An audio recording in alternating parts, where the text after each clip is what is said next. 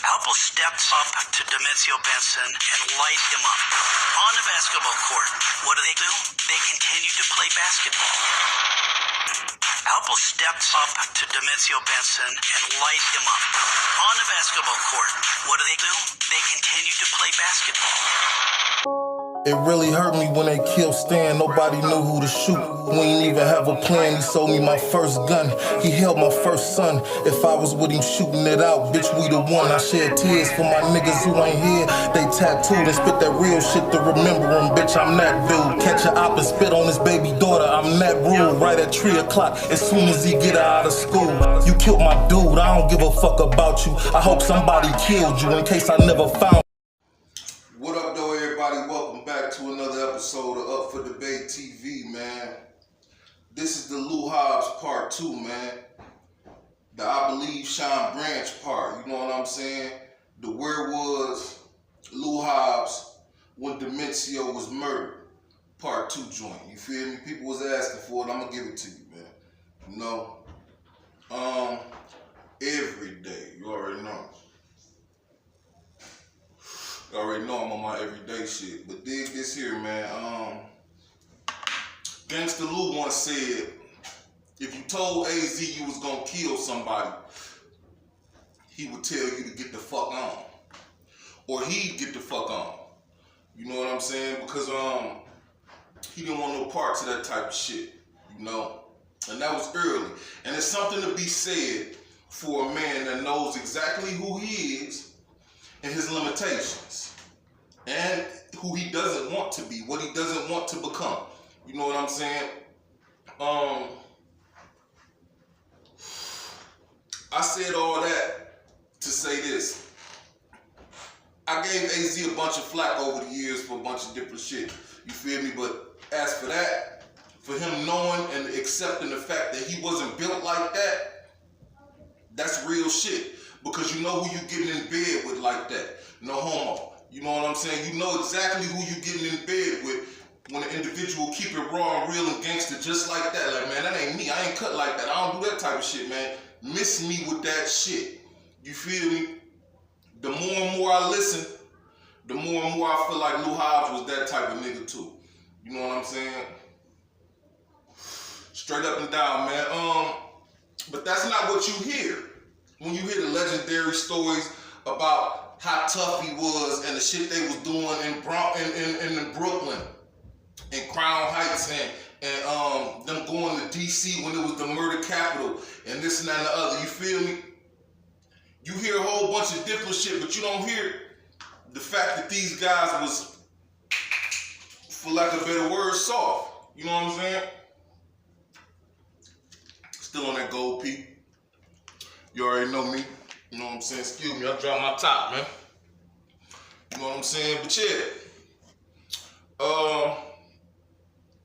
I draw my own conclusion though. You know, people draw their own conclusions. People from their hood drew their own conclusion. People from their project, people from DC, everybody draws their own conclusion. I'm drawing mine. I don't mean you have to agree. You feel me? But from what I understand, what I've heard and what I've listened to, man, he just wasn't built like that. You know what I'm saying? And that's crazy. You feel me? And I talked to Glaze a while back because he hit me on something different, you know? And I was researching this right here, the Lou Hobbs issue or whatnot. And I asked him his feelings about Lou Hobbs, how he felt about him, and was his reputation solid? You know what I'm saying? As far as what he knew what was going on. And he told me he didn't know. Real shit. Glaze said, I don't know, man. If he had any bodies or anything like that, I don't know about it. He was always a cool cat. He said he had one incident where he had to check Lou Hobbs, and that was it. And he said he always felt bad about having to do that because Lou Hobbs was always a cool cat as far as he was concerned. He said, to be exact, he said it was a situation he had gotten himself into, or he had gotten into, where him and where some niggas was on him, trying to hurt him, trying to kill him. Said he had a young lady with him that was like his sister. And he told her to go on, get the fuck on, it's about to go bad. She wouldn't leave. So he told her more than once, go, leave, this gonna go bad, not leave. You know what I'm saying? They wanna do me something, she would not leave. He said that garnered his respect and loyalty to that woman. You know what I'm saying? From that point on, well, not necessarily from that point on, but he gained more respect and was more loyal, I believe, to the woman after that. Long story short, Lou Hobbs seen her in some way, shape, form, or fashion and disrespected her for some reason, he said. And he said when it got back to him, he was pissed off about it. Because that's a good girl, you know what I'm saying? That's his people and shit. Stood by him in the fire or whatnot, where a lot of niggas would have got the fuck on the first time he said it. You know what I'm saying? So he said he had to check him about it. Now here's the kicker. I forget his exact words, but he said whatever he told him, look, nigga, that's my people, don't you ever disrespect her like that again, and blase split. But the kicker is he said he made him repeat it. Now repeat what I just said to you. And he did it. You know what I'm saying? Now, the only man that has ever made me repeat what he said to me was my father. Now I'm gonna take that back. It was two. My father and a basketball coach. You know what I'm saying? Other than that, and that, like I say, you know, and like Glaze didn't say either way. Tough, soft, nothing. He said he was always a cool cat. He just felt bad. He had to check him about that situation that time because they was always cool. But me drawing my own conclusion from that, the man that I am and shit, you know what I'm saying? That shit just seems soft. Like I said, that just seemed like a nigga that ain't built like that. Granted, that's Glaze standing in your face saying that gangster shit to you or whatever the case may be, but still, you know what I'm saying? I did this here. I talked to people from DC. I talked to people from Crown Heights and Albany Projects. You feel me? One and all. Niggas say both him and Domencio wasn't built like that. They was cool, but they wasn't warrior cloth. You know what I'm saying? They wasn't killer cloth. You dig what I'm talking about? To be more specific, the more and more I learned, I thought to myself, it's no wonder Poe tried him where he tried him, when he tried him, and the way he tried him. You know what I'm saying? And it's no wonder that it seems to me that Lou Hobbs let this shit go down. You know what I'm saying? Not let it like he knew or nothing like that. I'm not trying to say that. I ain't trying to say it's the trick bag or nothing like that. But at the same time, you know what I'm saying? The more and more I learn about the situation, I feel like that shit was crazy. Somebody should have been watching that man back. You know what I'm saying? If y'all know Poe is on the court, flat out, as soon as Poe hit the court, the game is over. I'm not shooting that bitch no more. I'm getting as close to the gun as possible. You know what I'm saying? Fuck playing around because you never know who he out here with. You know what I'm saying? He's not here by himself. You feel me? Just all types of shit that ran through my mind that made the picture of Lou Hobbs and Domencio Jr. embracing very, very deep to me. Like, man, I don't think I could have shook his hand. I'd had too many questions and feelings and dispositions about what went on that day. Because I was always raised that if you come with me, you leave with me. You feel me, homeboy? These, like, dog, they grew up together, hustle together, go out of town and make money together. It's not a business decision to be made where my man dies and I don't. You know what I'm saying? It's not a business decision to be made where I let some niggas kill him and say, okay, it ain't nothing I can do about this. You know what I'm saying? That shit is just, I'm just speaking to me and I don't know that man mind state, I don't know what went on, you feel me? But I'm just speaking to me and my mental. You dig what I'm talking about? And how I get down. You dig?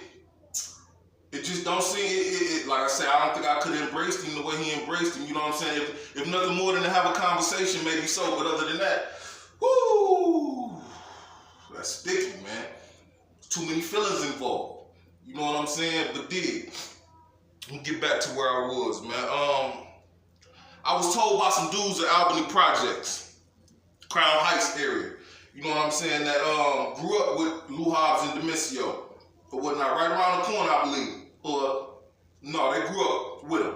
Now, the other shit is around the corner, but yeah.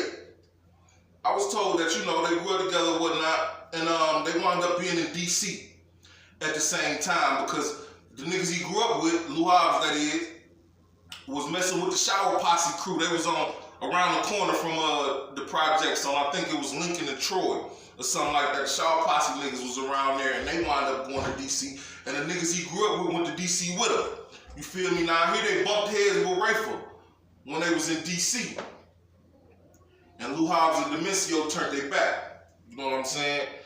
Now, when I heard it, I said, well, that's crazy, because shit, they had an umbrella over the top of them. You feel me? The umbrella was deep. They didn't need no work from Rayful or nothing like that. So why would they turn their back on the home team? But then I thought about it and I said, ding, ding, ding, ding. Sean Branch. Sean Branch is saying, got an interview, so that's his big bro, Rayful is. He taught him a lot of shit and everything else, you know what I'm saying? And if that's their man, and that's his man, then that makes sense as to why they would say they ain't want no parts of that war. You know what I'm saying? Or they ain't got nothing to do with it. But that always made the home team niggas feel some type of way about them and feel like they were soft and punks and whatnot, because they said these niggas would have put y'all in a box for each other. You know what I'm saying? DC would have protected DC in a sense, I guess is what they were saying. Whereas, you know what I'm saying, a Brooklyn nigga, you turn your back on another Brooklyn nigga for these niggas or whatnot. But I don't know, you look at that how you want. You know what I'm saying? But that's a story I was told going that way. You know what I'm saying? I did.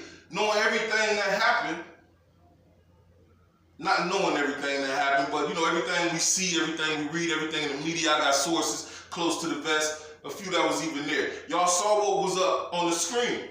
I'm gonna put it up right here. I got no reason to believe this shit. Let's be honest. It's in the comments, right? Motherfuckers always on me about the comments and this and that and the other. Except for the simple fact that this shit is lining up with the shit that my sources are saying about the situation. You know what I'm saying? Here you got the one young man saying he was there. That man did nothing. He smiled and walked to the sideline. It was a couple other dudes that was there on their team that made their way to their vehicles, not to stand tall, but to get the fuck on. You know what I'm saying? Now, he said they did continue to play basketball over the top of him. You feel me? Because the game was that important. He was one of the children that was there that watched in horror, is what that young man said. Now, on the other side of the screen, you got a man that said, look, if niggas keep it 100, check this temperature. I heard that as well. You know what I'm saying? Before the shit went down or whatnot. You know what I'm saying? Or after, however it may be. But I did hear that as well. You know what I'm saying? Then he says it was a business decision. And don't try to make it seem like he sold them out, and I'm not. You feel me? But he like, shit, if you call it a business decision, then how else is a nigga to look at it? You feel me? How it's not a business decision to be made where I give my man's life away. You know what I'm saying? That it doesn't resonate well with me. That's all I'm saying. You know what I'm saying? A business decision, not to stand tall. Okay, I was outnumbered. I understand that. If that's what you're saying, a business decision, I was outnumbered. I was unstrapped. Whatever the case may be, blase splee. I understand that. But like I said, man, if nothing else, the basketball game does not continue over my homeboy's dead body. How does that work? If I didn't have the strap, like I say, we in the murder capital and we the dope men from out of town where they known to knock niggas off from where we is coming down here with what we got. So we not unstrapped. Let's just quit that. We strapped. You feel me? Whether it's on my hip when this shit occurred or in the car when it occurred is a different story, but we strapped. You feel me? Now, why you don't get to that and you know what I'm saying, stand tall needs to be explained. Not to me, but it probably had to be explained to that man's son. You know what I'm saying? Because I don't understand. It's like I said, I don't understand the reason behind it. And then Sean Branch said, here's what I believe Sean Branch is. Because Sean Branch is a real nigga, a real hitter. You know what I'm saying?